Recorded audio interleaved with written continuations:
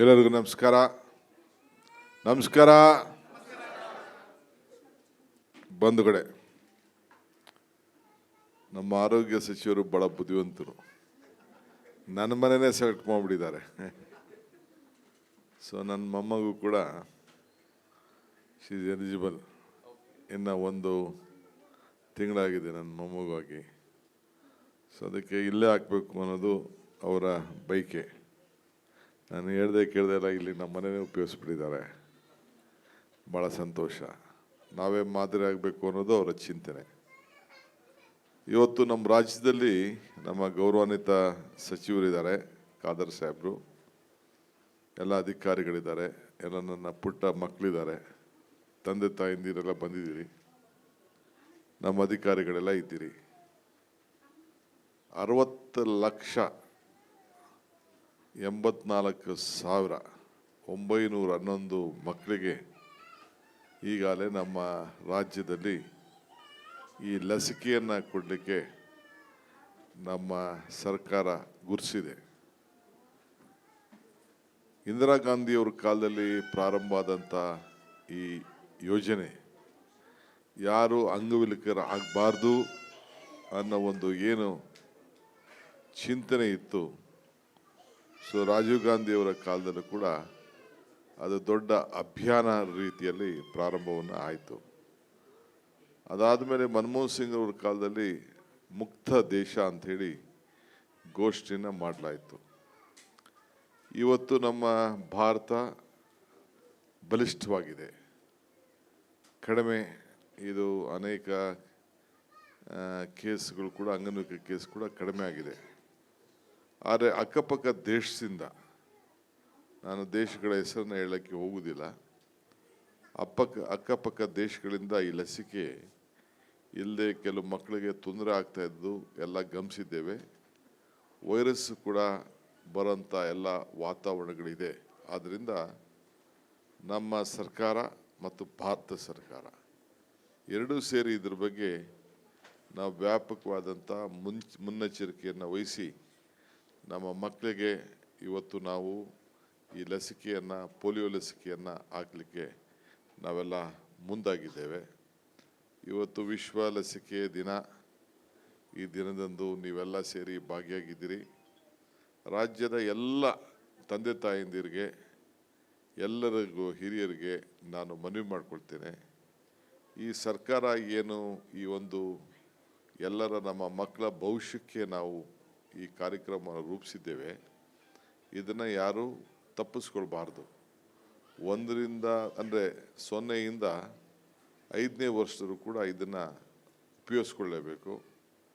ಆಗ ಮುಂದಕ್ಕೆ ತೊಂದರೆ ಆಗದೇ ರೀತಿಯಲ್ಲಿ ಈ ಲಸಿಕೆಯನ್ನು ಹಾಕ್ಕೊಂಡಾಗ ಮಾತ್ರ ಆರೋಗ್ಯಕರವಾದಂಥ ಕುಟುಂಬ, ಆರೋಗ್ಯಕರವಾದಂಥ ರಾಜ್ಯ, ಆರೋಗ್ಯಕರವಾದಂಥ ದೇಶ ಇದೆಲ್ಲ ಕೂಡ ಆಗ್ತದೆ.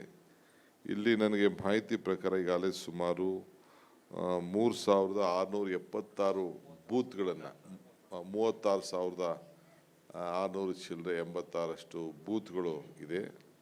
ಸೊ ಸಂಚಾರಿ ತಂಡ 988 ಇದೆ. ಟ್ರಾನಿಕ್ಸ್ ಪಾಯಿಂಟು 2,125 ಇದೆ. ನಮ್ಮ ಲಸಿಕೆ ಕಾರ್ಯಕರ್ತರು 1,14,213 ತಂಡ ಇದೆ. ಸುಮಾರು 7,000ಕ್ಕೂ ಹೆಚ್ಚು ನಮ್ಮ ಲಸಿಕೆ ಕಾರ್ಯಕರ್ತರು ಕೆಲಸವನ್ನು ಮಾಡ್ತಾ ಇದ್ದಾರೆ. ಅವರೆಲ್ಲರೂ ಕೂಡ ಈ ಸಂದರ್ಭದಲ್ಲಿ ಅನೇಕ NGOs ಕೂಡ ಮುಂದಕ್ಕೆ ಬಂದಿದೆ. ನಮ್ಮ ಆರೋಗ್ಯ ಇಲಾಖೆಯ ಅಧಿಕಾರಿಗಳು ಕೂಡ ಭಾಳ ದೊಡ್ಡ ಮಟ್ಟದಲ್ಲಿ ಇವತ್ತು ಈ ಅಭಿಯಾನಕ್ಕೆ ಪಾಲ್ಗೊಂಡಿದ್ದಾರೆ. ಇದೊಂದು ದೇಶದ ಸೇವೆ, ನಮ್ಮ ಮಕ್ಕಳ ಭವಿಷ್ಯ.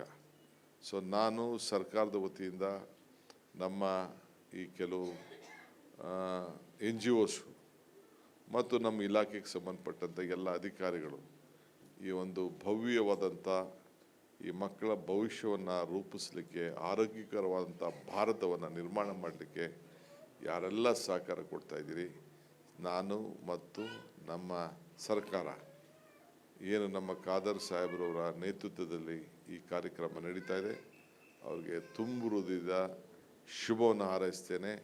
ಯಶಸ್ಸನ್ನು ಆಗ್ತಾ ಇದ್ದೇನೆ. ಮತ್ತು ಮಕ್ಕಳು ಕೂಡ ಈ ಸಂದರ್ಭದಲ್ಲಿ ಅದು ಆರೋಗ್ಯಕರವಾಗಿಡಬೇಕು. ತಮಗೆಲ್ಲ ಗೊತ್ತಿದೆ, ಇಡೀ ನಮ್ಮ ಭಾರತದಲ್ಲಿ ನಮ್ಮ ಆರೋಗ್ಯ ಇಲಾಖೆ ಒಂದು ದೊಡ್ಡ ರೆವಲ್ಯೂಷನ್. ನಾವಿರ್ಬೋದು, ಮೆಡಿಕಲ್ ಎಜುಕೇಷನ್ ಇಲಾಖೆ ಎರಡು ಸೇರಿ ಇದೊಂದು ದೊಡ್ಡ ಕ್ರಾಂತಿಕಾರಿ. ಇಡೀ ನಮ್ಮ ಭಾರತದಲ್ಲೇ ಕರ್ನಾಟಕ ರಾಜ್ಯದ ಹೆಲ್ತ್ ಟೂರಿಸಮ್ ಭಾಳ ಹೆಚ್ಚಿಗೆ ಇದೆ.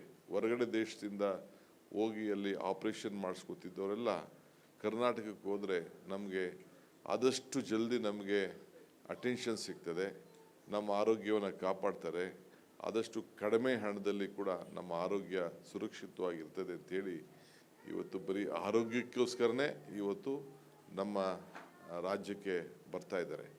ಇಡೀ ಭಾರತದಲ್ಲೇ ನಮ್ಮಲ್ಲಿರುವಂಥ ಶಕ್ತಿ 1 ಕೋಟಿ ಸುಮಾರು, ನಾನು ಡಾಕ್ಟರ್ಸ್ ಹೇಳಬೇಕಾದ್ರೆ 13,940 ಜನ ಡಾಕ್ಟರ್ಸ್ನ ಪ್ರತಿ ವರ್ಷ ನಾವು ತಯಾರು ಮಾಡ್ತಾ ಇದ್ದೇವೆ. ಬರೀ ಡಾಕ್ಟರ್ಸ್ನ ತಯಾರು ಮಾಡ್ತಾ ಇದ್ದೇವೆ. ಬೇರೆ ನರ್ಸಸ್ ಇರ್ಬೋದು, ಪ್ಯಾರಾಮೆಡಿಕಲ್ ಸ್ಟಾಫು ಅವರೆಲ್ಲ ಸೇರಿದ್ರೆ 1,07,000 ಇವ್ರನ್ನ ಸಪೋರ್ಟಿಂಗ್ ಸ್ಟಾಫ್ನ ತಯಾರು ಮಾಡ್ತಿದ್ದೇವೆ. ಇಡೀ ಭಾರತದಲ್ಲಿ ಎಲ್ಲೂ ಇಲ್ಲ. ಇಡೀ ನಮ್ಮಿಂದ ಯಾರು ಇಲ್ಲಿ ವಿದ್ಯಾಭ್ಯಾಸ ಮಾಡ್ತಾರೆ, ನಮ್ಮ ನರ್ಸಿಂಗ್ ಶಾಲೆ, ಪ್ಯಾರಾಮೆಡಿಕಲ್ ಶಾಲೆಯಲ್ಲಿ ಡಾಕ್ಟರ್ಸ್ ಎಲ್ಲ ಹೊರಗಡೆ ದೇಶಕ್ಕೆ ಎಕ್ಸ್ಪೋರ್ಟ್ ಮಾಡ್ತಾ ಇದ್ದೀವಿ. ಇಲ್ಲಿ ನಮ್ಮ ರಾಜ್ಯದಲ್ಲಿ ನಾವು ಪ್ರತಿ ಸಂದರ್ಭದಲ್ಲೂ ಕಳೆದ 3 ವರ್ಷದಿಂದ ನಮ್ಮ ಸರ್ಕಾರದಲ್ಲೂ ಕೂಡ ಯಾವುದೇ ಇಶ್ಯೂ, ದಿನೇಶ್ ಗುಂಡೂರಾಯನವ್ರು ತೆಗೆದುಕೊಳ್ಳಿ ಬರಲಿ, ನಮ್ಮ ಶರಣ್ ಪ್ರಕಾಶ್ ತೆಗೆದುಕೊಂಡು ಬರಲಿ, ಎಲ್ಲದಕ್ಕೂ ಕೂಡ ಕಣ್ಣು ಮುಚ್ಚಿಕೊಂಡು ನಾವು ಯಾವ ಥರದ ಚರ್ಚೆಗೂ ಅವಕಾಶ ಕೊಡದೆ ಇದು ಒಳ್ಳೆ ಕೆಲಸ ಮಾಡ್ತಾ ಇದ್ದಾರೆ ಅಂಥೇಳಿ ನಾವು ಅವ್ರಿಗೆ ಪ್ರೋತ್ಸಾಹವನ್ನು ನಾವು ಕೊಟ್ಟಿದ್ದೇವೆ. ಮುಂದಕ್ಕೆ ಅದನ್ನು ನಮ್ಮ ಖಾದರ್ ಅವರು ಹಿಂದೆ ಕೂಡ ನಮ್ಮ ಆರೋಗ್ಯ ಇಲಾಖೆಯನ್ನು ನಡೆಸಿದಂಥವ್ರು, ಅವ್ರಿಗೆ ಭಾಳ ಆಸಕ್ತಿ ಇದೆ, ಛಲ ಇದೆ. ಆರೋಗ್ಯ ಕರ್ನಾಟಕ ಇಡೀ ದೇಶದಲ್ಲೇ ಒಂದು ಮಾದರಿ ಮಾಡಬೇಕು ಅಂತ, ಅದಕ್ಕೆ ನಾವು ಸಂಪೂರ್ಣವಾದಂಥ ಜವಾಬ್ದಾರಿಯನ್ನು ಇವತ್ತು ನಾವು ವಹಿಸಿದ್ದೇವೆ. ಸೊ ನಿಮ್ಮ ಸಹಕಾರ ಕೂಡ ಭಾಳ ಮುಖ್ಯ. ನನ್ನ ಮಾಧ್ಯಮ ಸ್ನೇಹಿತರಿಗೆ ಹೇಳೋದಿಷ್ಟೇ, ಇದು ನಮ್ಮ ಆಚಾರ ವಿಚಾರ ನೀವು ಪ್ರಚಾರ ಮಾಡಬೇಕು. ಆಗ ಮಕ್ಕಳ ಭವಿಷ್ಯ ಯಾರು ಕೂಡ ಇದನ್ನು NGOs ಕೆಲವು ಗುಡ್ಡಗಾಡು ಪ್ರದೇಶದಲ್ಲಿ ಇರ್ತಾರೆ, ಹಳ್ಳಿಲಿ ಇರ್ತಾರೆ, ನಗರಗಳಲ್ಲಿ ಸ್ವಲ್ಪ ಅವ್ರಿಗೆ ತಿಳುವಳಿಕೆ ಬರ್ತದೆ.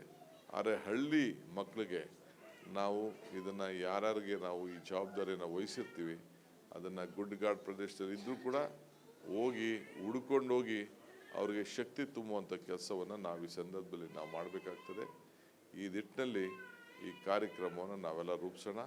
ಸೊ ನಿಮ್ಮೆಲ್ಲರೂ ಕೂಡ ಸರ್ಕಾರದ ಪರವಾಗಿ ತುಂಬ ಹೃದಯದ ಅಭಿನಂದನೆಗಳನ್ನು ಸಲ್ಲಿಸ್ತೇನೆ. ಈಗ ಆ ಮಕ್ಕಳಿಗೆ, ಇಲ್ಲಿ ಬಂದಂಥ ಎಲ್ಲ ನನ್ನ ಪುಟಾಣಿ ಮಕ್ಕಳಿಗೆ, ತಾಯಂದಿರಿಗೆ ಎಲ್ಲರೂ ಕೂಡ ನಾನು ಶುಭವನ್ನು ಹಾರೈಸ್ತಾ ಇದ್ದೇನೆ.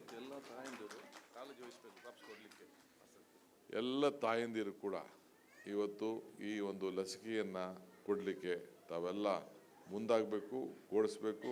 ನೀವೇ ಜವಾಬ್ದಾರಿಯನ್ನು ತೆಗೆದುಕೊಳ್ಬೇಕು. ನಿಮ್ಮ ಮಕ್ಕಳ ಭವಿಷ್ಯ ದೇಶದ ಭವಿಷ್ಯ, ನಿಮ್ಮ ಮಕ್ಕಳ ಭವಿಷ್ಯ ರಾಜ್ಯದ ಭವಿಷ್ಯ. ಸೊ ಅದರಿಂದ ನೀವೆಲ್ಲರೂ ಕೂಡ, ಯಾರು ಅಕ್ಕಪಕ್ಕ ಇಲ್ಲದೆ ಇರೋರು ಕೂಡ, ಆ ತಿಳುವಳಿಕೆ ಇಲ್ಲದೆ ಹೋದಂಥ ಕುಟುಂಬಕ್ಕೂ ಕೂಡ ಯಾರು ವಿದ್ಯಾವಂತರಿದ್ದೀರಿ, ಇದ್ರ ಬಗ್ಗೆ ಅನುಭವ ಇದ್ದೀರಿ, ನೀವು ಅವರಿಗೆ ಜಾಗೃತಿ ಮೂಡಿಸುವಂಥ ಕೆಲಸವನ್ನು ಎಲ್ಲ ನಾಗರಿಕರು ಮಾಡಬೇಕು ಅಂತೇಳಿ ನಾನು ಮನವಿಯನ್ನು ಮಾಡ್ತಾ ಇದ್ದೇನೆ. ಎಲ್ಲರಿಗೂ ನಮಸ್ಕಾರ.